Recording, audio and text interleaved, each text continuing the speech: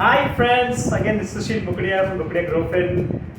This is the fourth episode in our series of cash flow, and today we're going to learn more about cash flow from financing. This is the third header under our Excel sheet, which you can find in the I button. I would recommend that you see all the three episodes and then watch this episode, because only then you will be better able to understand what and why we are doing this. See, in the entire series of cash flow, we have only been focusing on the cash flow as a table or tracking sheet to be used for a small and medium business enterprises.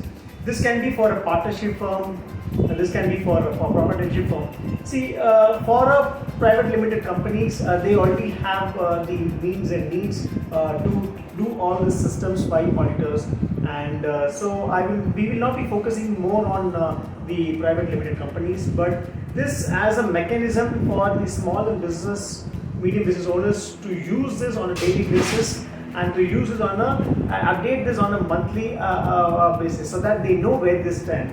Again, coming back to the cash flow from financing activity, this section in the cash flow table, which you can find in the episode 2, which actually talked about the cash that is coming in or going out due to financing activities. Now, what is financing activities? For any business to grow, they need funds. Either they use own capital or they borrow the money from financial institutions and etc. So while borrowing the money, any money borrowed will come under this particular header, which is cash flow from financing.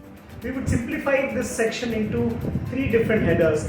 One is the borrowings, which can be again long-term borrowing and short-term borrowing, and second can be repayments. Again, will be the payment made towards the borrowings, and the third one will be the interest paid towards these borrowings. So any payment which is coming in, this is very simple here, let's not complicate it. Any payment that is coming in will be taken as plus, which is it's because if you're borrowing any sum, that you would take it in the tracking sheet as plus, and any payment that you're paying out back to the towards the loan, that will be taken as negative. Now, in this section, any money that is coming in, that is you have taken in more liability to run your operations, to run your business. So this section, if it's showing more of a green, that is more of a positive or plus, then that means the money is flowing in to support your growing business and to support your operations. This money can also be invested back into the to purchase property, machinery and equipment, as we seen in the episode 3.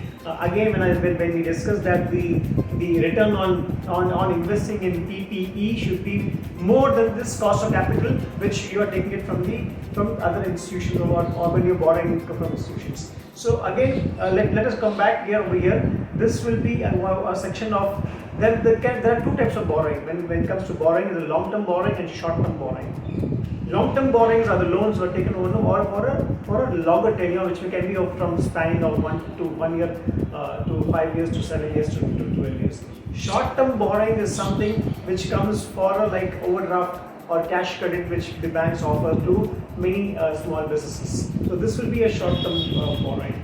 And then there will be the interest paid towards this borrowing. So any interest paid, of course, it's a cash outgo, so it's going to be negative.